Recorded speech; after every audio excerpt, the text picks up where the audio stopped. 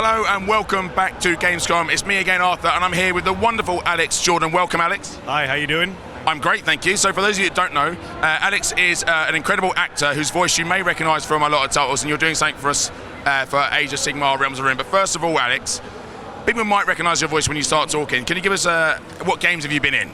So I've been in Warhammer 40k Dark Tide, Dying Light 2, the Sherlock Holmes games. I play Sherlock Holmes in those. Telltale's Game of Thrones.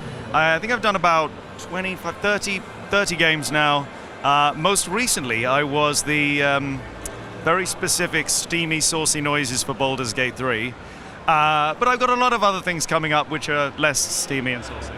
Well, you can't just say steamy and saucy and not give us an example of steamy and saucy. So I think I'm prepared. Maybe I'm not.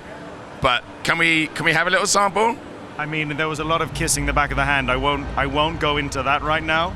But plenty of and. Well, I don't know about you, audience, but that's quite enough. Just a 2 was enough for me. Right. Anyways, enough of that. But you're voicing one of the ghastly Nighthaunt in Age of Sigmar, Realms of Ruin. And it's the Chainrasp. Sorry, I'm terrible. Chainrasp. So what's it like? How do you find a voice? I guess is the question. The character art goes a long way. So usually when you go into the booth, you are given, some sort of different bits of character artwork. Sometimes you even get video footage as well. And you kind of get a sense of the way these creatures move, these characters move, which helps. But usually it's kind of just chatting with the devs who are on the call, getting a sense of what they want, and you kind of throw out some ideas. They turn around and go, okay, great, but maybe that wouldn't work for this reason, and then you kind of find a medium point between what they're after and what your choice is as an actor, what you want to do with it. So yeah. Is it a fun process to find that character, and then does it become hard work? Because you can tell I've only been here a day and my voice is already suffering. Some are, yes. Now this one we're very lucky. The voice director gave a lot of breaks because the Chainrasp is pretty taxing on the throat. I was going to ask if it was. Yeah. It's pretty. I think we only ever did an hour or 2 hours max at a time. Usually you get some nice breaks. You get sort of every 15 minutes for something like this. They go, okay, just take 5 minutes, stop, because otherwise it's not beneficial for anyone, for you, for the developers. If you're running out, and then you're having to re-record the last, 30 lines of each session because your voice is totally screwed. But yeah, it's quite taxing. And how hard is it? Now, I've done some very, very limited voiceover work, and it's only for assets. It's not character work. How hard is it when you come back to refine the voice in the same? That must be quite hard if you had a break, right? I consider myself very lucky. I find it really easy to remember. Like when I go back in, sometimes I go back in with developers and they're like, let's find the voice again because I can't remember, and I'll just go, no, I remember. But so I find it really easy to store and log each character that I've done, their voice, and go back to it. I did a cartoon series called The Amazing World of Gumball, and I did about 50 characters in that. And we would have, from one character's first appearance to the next one, sometimes would be a good, 2 or 3 seasons. And then someone pulls it back up, and I'm like, I remember him. I immediately remember him. He sounded like this. So yeah. Show off. Right. So obviously the Nighthaunt. Give me an example of something, because we know that Nighthaunt are like. We had the wonderful Sandy was here on the live stream yesterday talking about how they play.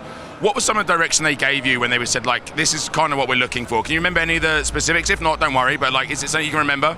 So, I played a lot of Total War Warhammer 3, I'm familiar with the kind of, I listen to Black Library stuff, I'm familiar with the worlds.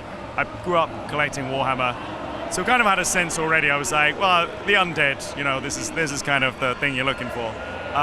But interestingly, what I liked about this was the degree of taunting that these characters have, the degree of kind of stuff like that. And I was like, this is brilliant for an undead character who you kind of just often think of as just probably being mindless, a drone, being controlled. But these guys are sort of returned from the grave, and they still have a sense of personality, which is really nice. And they're kind of going, no, just go for it. Be a bit more of an expletive to these. Well done for not saying the words you almost said. All right, so I'm conscious this is your time is precious, and so for joining us now. you're going to be streaming Realms of Ruin tomorrow, actually here. So if this is out, and it will be, I think, today, you can watch yourself streaming. Now, is it going to be weird playing and potentially killing yourself in a game? So you get used to it. You get used to it when you've done it for a few. Like, I mean, Dying Light 2, I lost count of how many times I killed myself in that. Like, literally, it became a thing in my streams. We would have a tally every time and press a button, and it would literally tally up every time. But I mean, it is always weird. It's always weird at first, and then so I'll be playing it and I'll hear it, and it'll be a bit odd at first, and then very, very quickly I find that it just kind of it's just another voice now. So yeah. Amazing. So you'll be the Sean Bean of voice actors. You'll just be dying in every game. So what time are you streaming tomorrow? I'm going to be streaming at 5 p.m. European time over here. Going to be in the booth.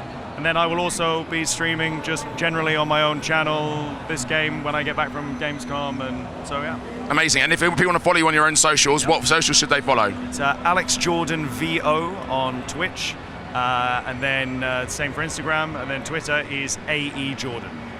Twitter, X, who knows what it is anymore? We don't know. Tomorrow, Elon might change his mind and it'll be something entirely different. Who knows? Alex, if you've got time, we're going to see if we can find some people in a bit, do some